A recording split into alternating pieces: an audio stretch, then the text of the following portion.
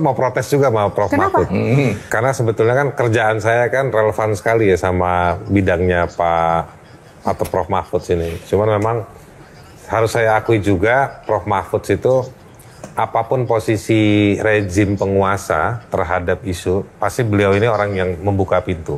Bahkan beberapa isu terbatas, kita empat mata gitu. Saya punya temuan, saya sampaikan, Prof. Mahfud juga menjelaskan di dalam rumahnya itu situasinya seperti apa. Nah, yang ingin saya tanyakan satu aja sekarang.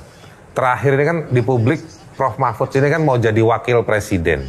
Nah, saya mau berimajinasi dengan situasi hari ini, kalau Prof. Mahfud yang jadi wapres, apa yang Prof akan lakukan? Kalau seumpama saya dan situasi seperti ini, terpilih dulu jadi wapres, kan janji saya waktu itu dengan Bu Mega, dengan koalisi, saya suruh fokus pada pemberantasan korupsi dan penegakan hukum gitu.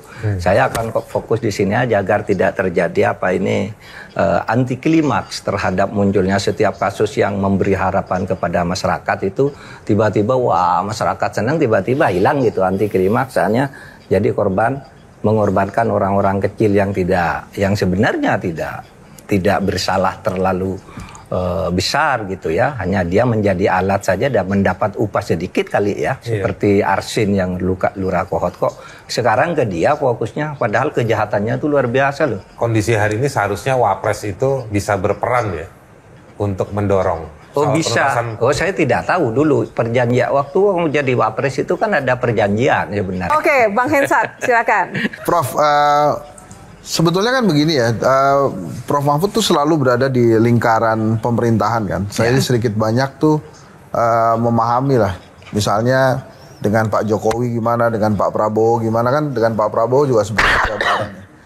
Yang saya lihat itu ada kesamaan nih antara Pak Prabowo dengan Pak Jokowi, itu sering banget ngumpulin pengusaha. Kayak misalnya kan Pak Prabowo baru beberapa hari yang lalu mengumpulkan pengusaha. Nah, memang seketergantung apa sih sebetulnya negeri ini tuh dengan pengusaha-pengusaha yang 1% yang katanya mau menguasai hajat hidup orang banyak ini? Karena menguasai hajat hidup orang banyak itulah karena dia kan menjadi penentu perekonomian kita, karena mereka yang menentukan, yang punya modal, mereka yang bisa menggerakkan, mereka yang bisa menghentikan di dalam berbagai kegiatan yang mempunyai dampak masif bagi perekonomian masyarakat. Kebal hukumkah mereka, Prof?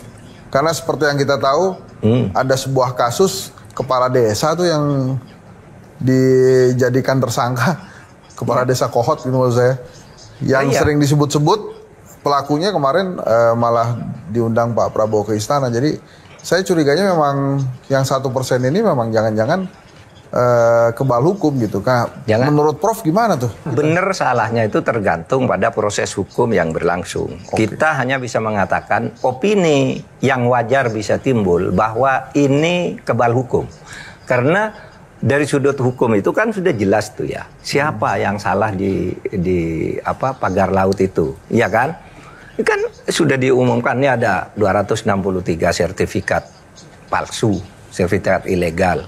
Yang di sana ada lagi ratusan, yang di sana ratusan. Udah jelas ada sertifikatnya kan menurut saya tidak mungkin sertifikat yang ilegal itu bisa keluar. Kalau satu mungkin keliru. Tapi ini ratusan, mungkin ribuan. Pasti ada yang sengaja, ada otaknya di belakang ini. Dan kenapa harus lurah Arsin dari Kohot yang dipanggil, yang dia mengatakan katanya diklaim oleh Menteri KKP itu dia bertanggung jawab akan bayar. Dia satu kepala desa padahal ini desanya 16. Bisa tanggung jawab ke desa yang lain dari mana akalnya, sehingga Arsin sendiri membantah itu bohong itu. Saya tidak pernah menyatakan saya mau bayar kan gitu kan kata Arsin. Itu artinya apa? Kita orang yang waras mengatakan berarti ada orang yang menjadi otak oligarki yang datang ke Menteri KKP mengatakan sudah bilang aja saya yang Arsin mau bayar nanti uangnya dari saya, kan selesai dari situ. Oke, Mbak Tejo silakan. Pak Mahfud 10 tahun yang lalu, aku sama Panji Pragiwaksono di Surabaya sama Pak Mahfud ini forum publik. Aku tanya waktu itu Pak Mahfud, 10 tahun yang lalu, kekayaan Pak Mahfud berapa? 54 miliar waktu itu kalau nggak salah. Itu 10 tahun yang lalu. Panji, tahu gitu kita nggak jadi seniman, jadi pejabat aja. Gitu. Nah, saya tanya karena ini urusannya sama pejabat publik, waktu mundur dari Menko, kekayaan Pak Mahfud berapa? Itu nggak mungkin saya bilang di 10 tahun lalu tuh punya kekayaan 54 miliar. Berapa Nah, sekarang aja cuma 34. Berarti saya salah dengar. Salah dengar pasti. Tapi Artinya meningkat Tapi atau begini turun? loh. Tapi waktu itu miliar dan intinya yang saya mau tanya, Ya. sebetulnya jadi pejabat itu nggak ngapa-ngapain aja, udah kaya. Iya, Iya kan? saya sih beritahu.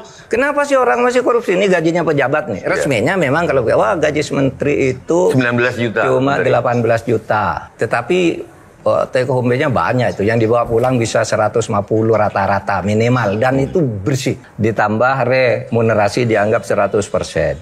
Ditambah uang operasional yang itu bisa dipakai untuk apa saja. Itu 125 juta. Saya 20 tahun lebih menjabat dan segitu dapatnya. Saya simpan semua bisa lebih dari 30 miliar. Itu yang korupsi itu orang gila tuh. Tapi itu dibantah. Kan Pak Mahfud kan ketua MK juga. Iya. Sidang tuh kan dapat duit juga, Pak. Oh iya. Itu cukup. Saya waktu keluar dari MK tuh kaget loh, kok hartanya banyak ya gitu. Kan itu langsung disetor ke bank. Karena gajinya besar, dapat uang operasional. Lalu setiap menangani satu kasus itu 5 juta bayarnya. Padahal dalam satu perkara tuh kasusnya bisa 5. Dan Anda bayangkan bisa kaya tuh. Artinya bisa kalau satu periode itu ketua MK tuh bisa paling dalam 10 miliar tuh dapat. Jadi saya tidak kere-kere juga. Saya beritahu yang lebih menggilakan lagi gini loh. Banyak pejabat-pejabat itu yang merangkap, misalnya orang setingkat dirjen itu merangkap menjadi komisaris di BUMN tuh. Gajinya sendiri dia tidak sampai 50 juta sebagai dirjen. Tapi uangnya sebagai komisaris, gajinya bisa sampai 1,9 M satu bulan. Tapi gini loh, ada anggapan-anggapan yang skeptis sama Pak Mahfud ini. Karena Pak Mahfud ini kan dari 2019 bahkan menterinya Pak Jokowi.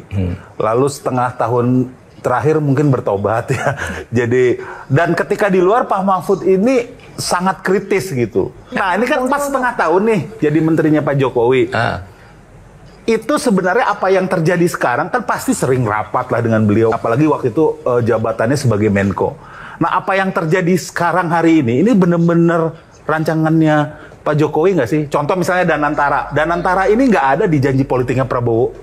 Tiba-tiba barangnya muncul. Nah ini sebenarnya rencana siapa? Karena di janji politiknya Prabowo nggak ada. Apakah waktu Bapak ada di dalam, Bapak ada nggak rapat soal nanti begini? Ini kan Bapak 4,5 tahun lah. Di balik layarnya.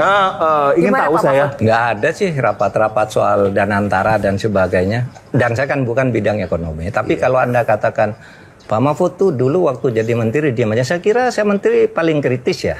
Iya. Semua saya bongkar. Yang masuk ke saya. Tapi ingat, saya ini Menko, bukan menteri teknis. Misalnya ada kasus hukum yang tidak menjadi problem ke publik, saya tidak boleh turun dong.